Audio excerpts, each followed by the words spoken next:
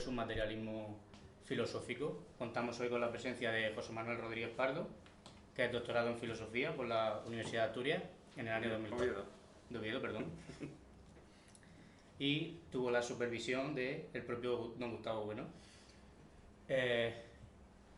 También es escritor, ha publicado diversos libros, entre ellos tengo aquí varios, por ejemplo La independencia del Paraguay, también tiene El alma de los brutos en el entorno del padre Fijó, que fue su tesis doctoral, o también El Estado Islámico.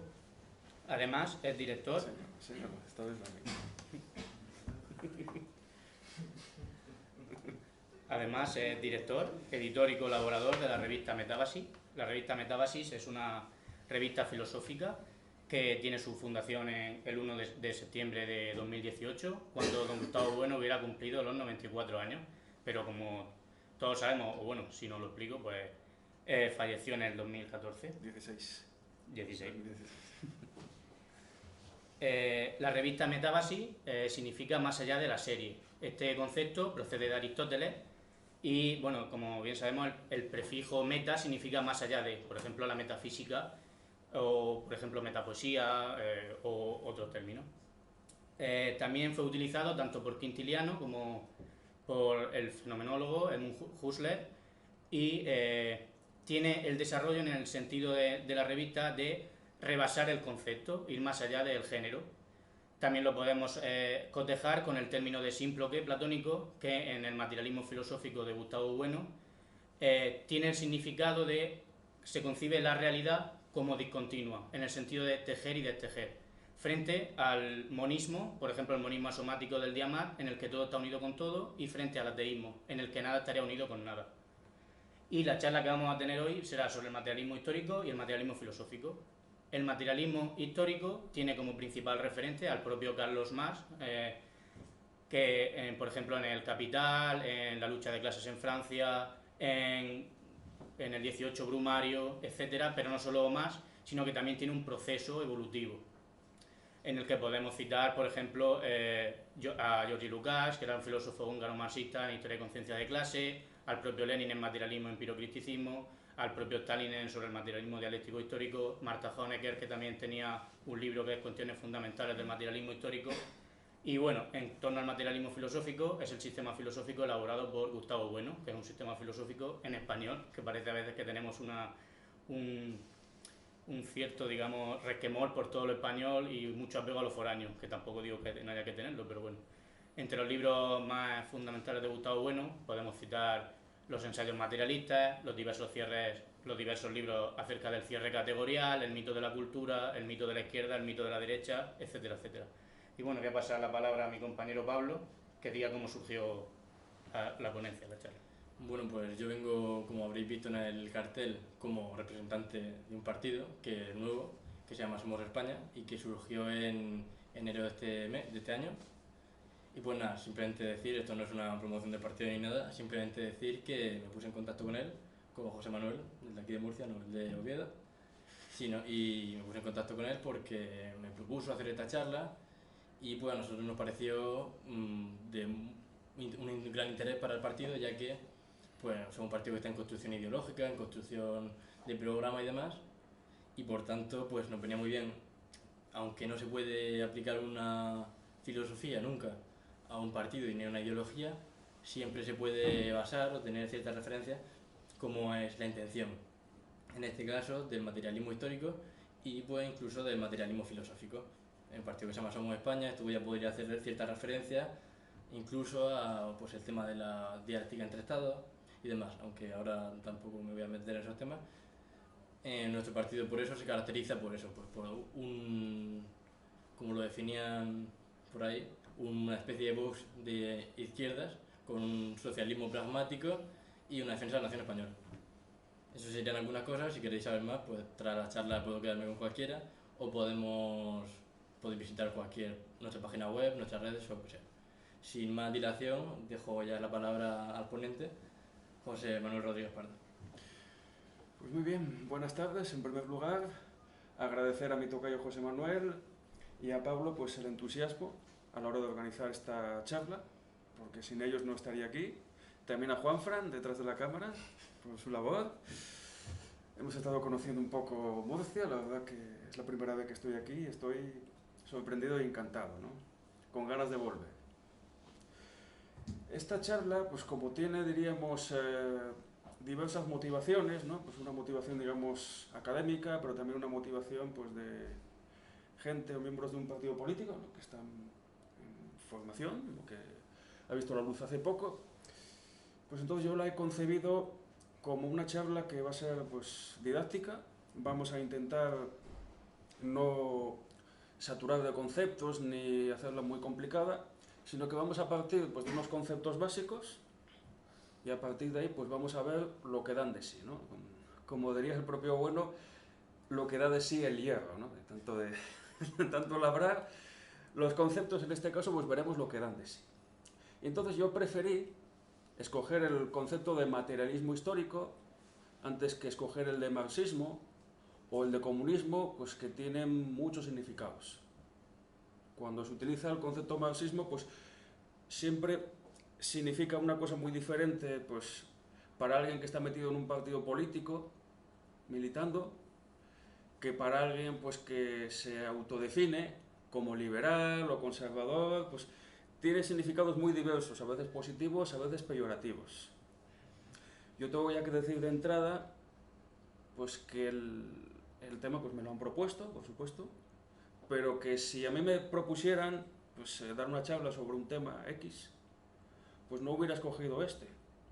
Y no lo hubiera escogido, pues porque, aunque yo en su día, pues sí milité en el Partido Comunista y tuve contacto con viejos comunistas a lo largo de los años, pues en este momento, pues yo no consideraba que fuera un tema muy actual. Sin embargo, pues he ahí, pues, la sorpresa que nos da la vida, pues resulta que ahora, con todos estos problemas que hemos visto con la eclosión de la nueva política, las recientes elecciones, tanto generales como municipales y autonómicas, pues resulta que me he encontrado con fenómenos muy curiosos que me llevan a pensar que estaba equivocado, ¿no? Que el marxismo está de mucha más actualidad de lo que podríamos pensar. Primer ejemplo, antes de las elecciones generales, un partido político de estos de nuevo cuño que logró un éxito inesperado, pues, a finales del año pasado en las elecciones andaluzas, Vox, para más señas, pues parece ser que allá por creo que fue el mes de marzo, uno de sus miembros más caracterizados dijo que había que prohibir el comunismo, o por lo menos eso yo creí entender, lo cual, pues, provocó cierto revuelo. Y luego, en el debate que tuvo lugar en la Comunidad de Madrid, en las elecciones, a propósito, sí, era de la Comunidad de Madrid, creo que sí, eran las elecciones municipales, pues creo que fue la candidata del Partido Popular, Díaz Ayuso, que acusó, pues, a uno de sus rivales de algo tan grave como tener un póster de Lenin en su despacho. Lenin, el famoso revolucionario marxista, bolchevique, del que voy a hablar aquí precisamente, porque es uno de los pilares de esta exposición. Y entonces incluso llegó a sacar el póster así como medio ladeado, ¿no? Lo cual, pues, también da una idea, pues, de que el tema sí es más actual de lo que parece y está envuelto, pues, en una serie de nebulosas muy extrañas que parece que provoca reacciones, pues, muy viscerales, ¿no? Pues, muy extrañas, porque la Unión Soviética desapareció en 1991, hace ya, pues, casi 28 años, y sin embargo, pues, sigue despertando, pues, unos recelos sorprendentes, ¿no? Tengo que decir, pues, que yo, bueno, no es mi caso, pero sí, precisamente Gustavo Bueno, que digamos que es otro de los pilares de esta charla, digamos el hilo conductor, su doctrina para entender lo que va a ser el materialismo histórico, pues tenía un busto de Lenin, y creo que también otro de Mao Zedong y de Stalin, y bueno, pues aquello no tenía nada de particular, ¿no? Pues son personajes históricos de mayor o menor importancia, según cada uno los quiera medir. Pero bueno, sirvan estos dos ejemplos, digamos, para ver que la cosa, pues, tiene más interés del que parecía. Ahora bien, cuando hablamos de materialismo histórico versus, en este caso, materialismo filosófico, concretamente nos estamos refiriendo a lo que yo voy a denominar como filosofía académica.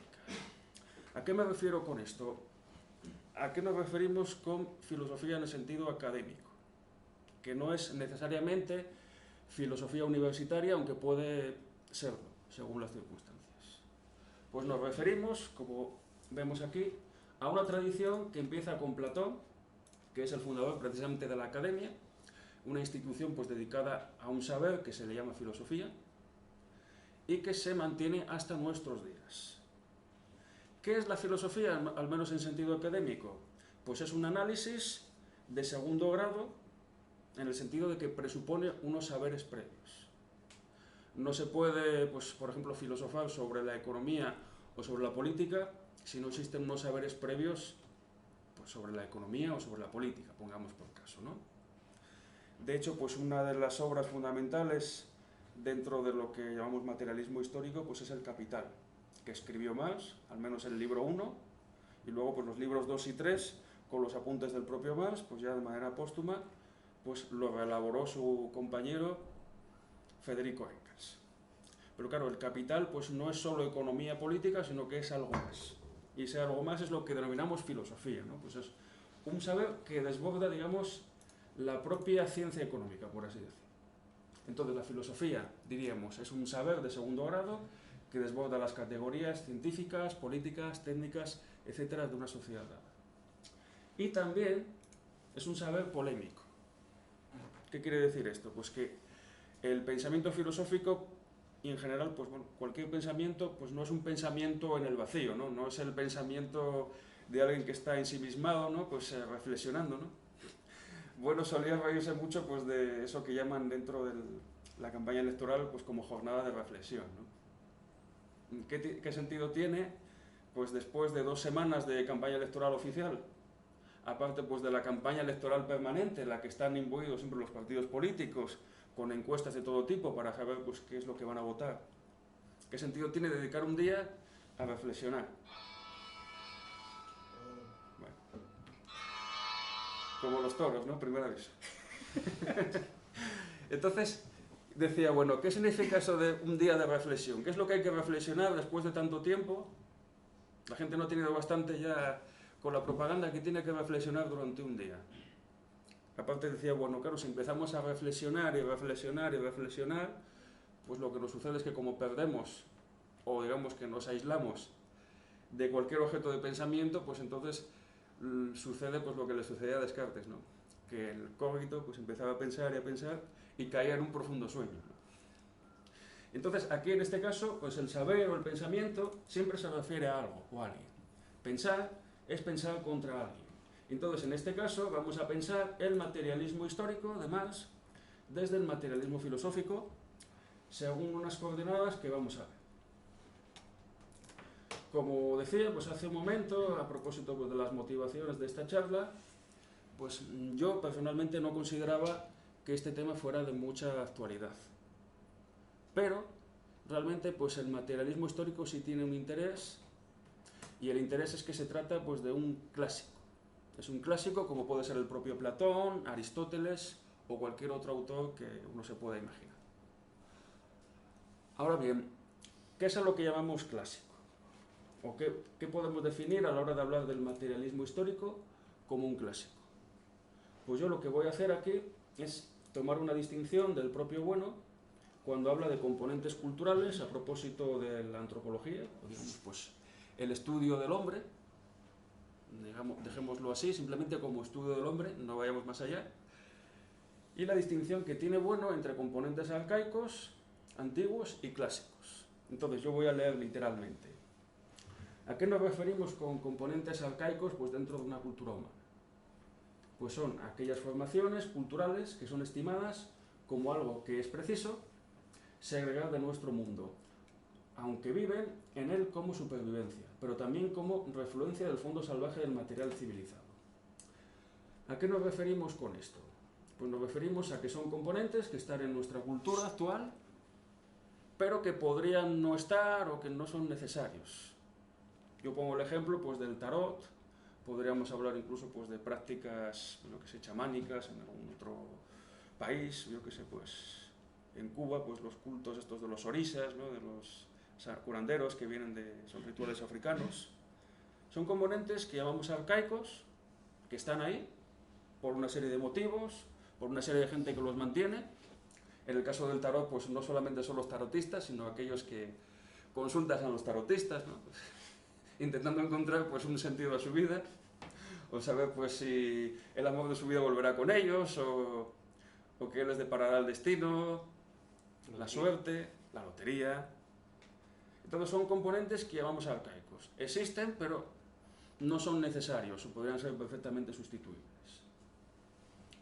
Otro tipo de componentes, componentes antiguos, literalmente, son formaciones culturales que se encuentran en la barbarie protocivilizada y en la barbarie marginal, pero que coexisten en la civilización, de suerte que podemos entender su sustitución por otros, pero sin que esta sustitución sea exigible. Por ejemplo, pues la rueda de un carro de una granja que gira por la carretera pues al lado de la rueda del automóvil.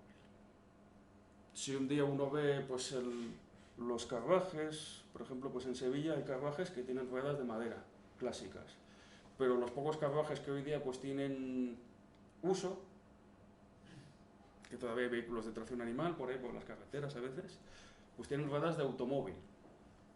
Es decir, pues la rueda de un carruaje de madera pues ya es un componente antiguo. Se puede sustituir por la rueda de un automóvil y funciona mejor. Y ya por último lo que llamamos componentes clásicos, que son componentes culturales que han surgido en el seno de la civilización como causas de los actuales y que han sido sustituidos o están en trance de serlo, desde los elementos de Euclides, es decir, pues la primera obra científica propiamente. Euclides fue un geómetra de la antigüedad que dejó toda una serie de postulados de que pues por 2 puntos no puede pasar una recta es paralela a sí misma, etc. Postulados de la primera ciencia como tal, que fue la geometría. Y dice pues hasta la orquesta de Puerto. Yo lo que he puesto aquí, si os fijáis, es una columna neoclásica. Esta es una foto que saqué en México, cuando estuve yo ahí hace unos años. Entonces me llamó mucho la atención pues el componente neoclásico de muchos edificios que había en la ciudad. Neoclásico, porque lo que hace es copiar pues el clasicismo griego, de los templos y de otras construcciones de la época clásica, pero que todavía se mantiene en nuestros días. Ahora bien, también vi algunos que hacían edificios que imitaban estos componentes neoclásicos, pero de manera muy chusca. O sea, usaban unos materiales pues literalmente de pura basura y pretendían pues darse lustre diciendo pues que aquello era como la Universidad de Harvard o algo parecido, cuando en realidad pues no tenía que ver aquello que ni con asomo. Pero claro, cumplía la función, es decir, lo clásico aquí pues ha sido sustituido o está en trance de serlo. Entonces, ¿qué es lo que pasa con el materialismo histórico? Lo vamos a considerar, como digo, como un componente clásico de nuestra cultura. Está en ella todavía, sigue funcionando de alguna manera. No utilizar el materialismo histórico, a mi juicio, o no tenerlo en cuenta, pues es pues como ser precopernicano, pre-newtoniano, pre-darwiniano, aunque tampoco sin excederse. Veremos en qué sentido quiero decir esto a lo largo de la exposición. Pero claro, el materialismo histórico como tal pues no nos sirve para explicar toda la realidad, al menos en el sentido que lo planteó Marx en el siglo XIX, que es lo que vamos a ver. Hay una serie de cuestiones que han cambiado en nuestro mundo, han surgido nuevas teorías, entonces cuando menos pues hay que ver de qué manera encaja ya el materialismo histórico. Pero como digo, pues es un componente que está ahí de alguna manera. Entonces, dicho esto, lo que vamos a hacer es pues decir precisamente qué es el materialismo histórico, ¿no? ¿A qué nos referimos cuando hablamos de materialismo histórico? La diferencia con lo que se denomina como idealismo histórico y cuál es el alcance que tuvo en su momento y cómo se ha ido desarrollando. ¿Cómo se vincula esto con el marxismo? Puesto que Marx en su día, pues cuando surgieron pues, los que se autodenominaban marxistas, pues él dijo, miren ustedes, en lo que a mí respecta, yo no soy marxista. Yo soy Carlos Marx, pero yo no soy marxista. Marxistas serán aquellos que interpretan lo que yo digo a su modo. Entonces, ¿qué es lo que denomina Marx como materialismo histórico? Traigo aquí una cita del prólogo a lo que Marx denominó como contribución a la crítica de la economía política, que es de alguna manera pues un preámbulo de lo que después sería el Capital, unos años después. Entonces dice Marx literalmente: en la producción social de su vida, los hombres establecen determinadas relaciones necesarias e independientes de su voluntad. Relaciones de producción que corresponden a una fase determinada de desarrollo de sus fuerzas productivas materiales. El conjunto de estas relaciones de producción forma la estructura económica de la sociedad, la base real sobre la que se levanta la superestructura jurídica y política y a la que corresponden determinadas formas de conciencia social. El modo de producción de la vida material condiciona el proceso de la vida social, política y espiritual en general. No es la conciencia del hombre la que determina su ser, sino por el contrario, el ser social es lo que determina su conciencia. Es decir, pues la frase final, pues el ser social es el que determina la conciencia o la manera de pensar pues, de unos hombres en una determinada época, pues es precisamente la base de lo que se denomina como materialismo histórico. Es decir, pues que determinadas maneras en las que los hombres transforman y construyen su mundo, sobre todo pues relativo a la estructura económica, dirá Marx, pues son las que determinan pues luego la propia estructura social y luego pues la manera de pensar o lo que se denomina como ideología, pues como pensamiento propio de un grupo social enfrentado a otros grupos sociales. ¿Quiere esto decir?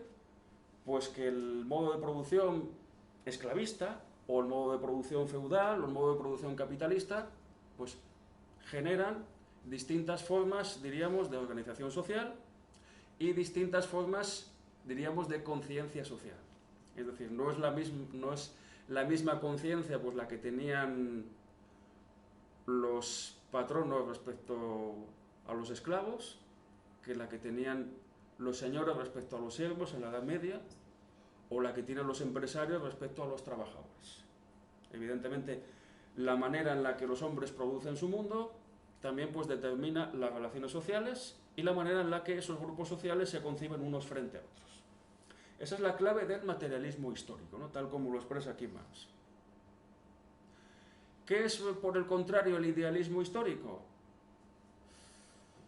Pues bueno, podríamos poner muchos ejemplos, pero a mí se me ocurre más bien pues, citar un ejemplo que ahora está muy de moda pues, en nuestros días, ¿no? Pues, eso se escucha muchas veces, pues todo esto que se vende pues, en la publicidad o en muchos sitios, eso de que tú eres el dueño de tu propia vida, eres el dueño de tu propio destino, cambia tu mentalidad y cambiarás el mundo, el coaching, palabras de este tipo que se utilizan mucho de animación, autoayuda, en el fondo, es la autoayuda.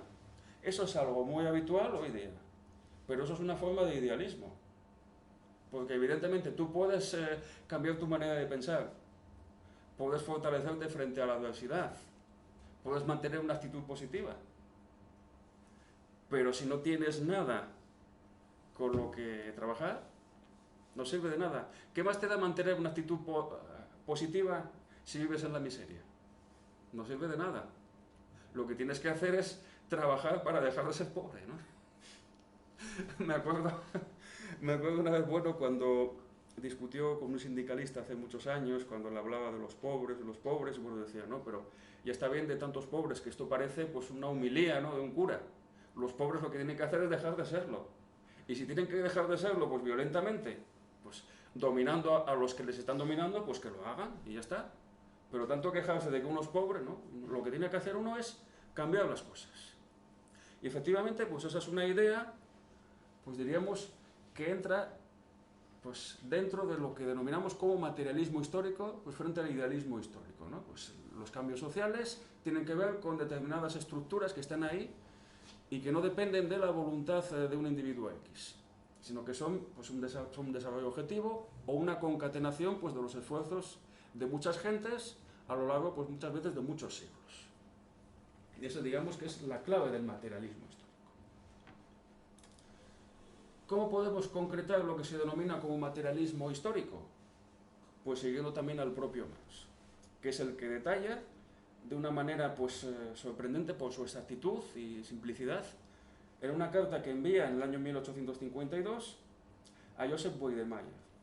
Joseph Boidemeyer pues, era un militar alemán que formó parte pues, de lo que Marx y otros fundaron como Liga de los Comunistas, ¿no? Pues diríamos que un germen pues, de lo que sería después pues, otros movimientos como la Primera Internacional, ya de más escala. Entonces, pues Boidemeyer, bueno, estamos hablando del año 1852, Boidemeyer, pues una década después, estaba en Estados Unidos luchando del lado de los azules, ¿no? De los antiesclavistas en la Guerra Civil Norteamericana. Pero en una de estas cartas, que son tan habituales a la hora de explicar el pensamiento de Marx, pues le explica a Boidemeyer qué es lo que Marx ha descubierto, o qué es lo que caracteriza el materialismo histórico. Entonces dice Marx, por lo que a mí se refiere, pues no me cabe el mérito de haber descubierto la existencia de las clases en la sociedad moderna, ni la lucha entre ellas. Dice, mucho antes que yo, algunos historiadores burgueses habían expuesto ya el desarrollo histórico de esta lucha de clases y algunos economistas burgueses la anatomía económica de estas. Bueno, historiadores y economistas burgueses que no menciona explícitamente, pero de los que se podría hablar, y hablaremos más adelante. Entonces prosigue Marx. Lo que yo he aportado de nuevo ha sido demostrar, 1, que la existencia de las clases solo va unida a determinadas fases históricas del desarrollo de la producción. 2, que la lucha de clases conduce necesariamente a la dictadura del proletariado, otro concepto del que habrá que hablar más adelante. 3, que esta misma dictadura no es de por sí más que el tránsito hacia la abolición de todas las clases y hacia una sociedad sin clases. Entonces, 3 puntos que está señalando Marx. Efectivamente, pues que hay determinadas fases históricas en las que los hombres construyen su mundo de una determinada manera, que es lo que denomina como modos de producción. Luego que la lucha de clases, en este caso, bueno, habría que poner en el modo de producción capitalista, que Marx no lo dice, conduce a la dictadura del proletariado, y que esa misma dictadura pues lleva al tránsito a la abolición de todas las clases en una sociedad sin clases, que será pues lo que se denomine como comunismo final. Conceptos, desde luego, de los que hay que hablar largo y tendido. Entonces, lo primero, además un tema que ha dado siempre mucho jugo, sobre todo pues a la hora de falsificar y explicar pues lo que es la historia desde el punto de vista del materialismo histórico, que son los denominados modos de producción. Aquí yo he puesto 5, aunque en realidad pues en la fase completa son 6. Aquí faltaría el modo de producción socialista o comunista. Pero digamos que con estos 5 nos sirve para empezar a hacernos una idea de lo que se defiende desde el materialismo histórico. Entonces, el primero de todos es el que se denomina como comunismo primitivo. Esta es una idea que Marx, en este caso, y Engels, que fue, digamos, pues su gran compañero y el hombre práctico, digamos, dentro del tándem que formaron. Hay una película, que no sé si habréis visto, que es El joven Marx, del año pasado, donde se reconstruye pues un poco la relación entre Marx y Engels. Se habla pues un poco, es una película un poco lenta también, ¿no? Es una película pues para ver con calma y casi a veces tomando notas, ¿no? Aunque tampoco pretende ser pues un documental sobre la obra de Marx. Es una película pues donde se ambienta de alguna manera pues lo que era el capitalismo en el siglo XIX, las jornadas inagotables de trabajo para los proletarios y toda una serie de cuestiones pues, que muestran un poco pues, el trasfondo en el que surgió el movimiento comunista, ¿no? Entonces, lo que denominaron Marx y Engels como comunismo primitivo, pues realmente pues, es una construcción que ellos hicieron tomando como base pues, algunos estudios antropológicos. Concretamente, Engels publicó pues en aquella época un libro titulado El origen de la familia, la propiedad privada y el Estado.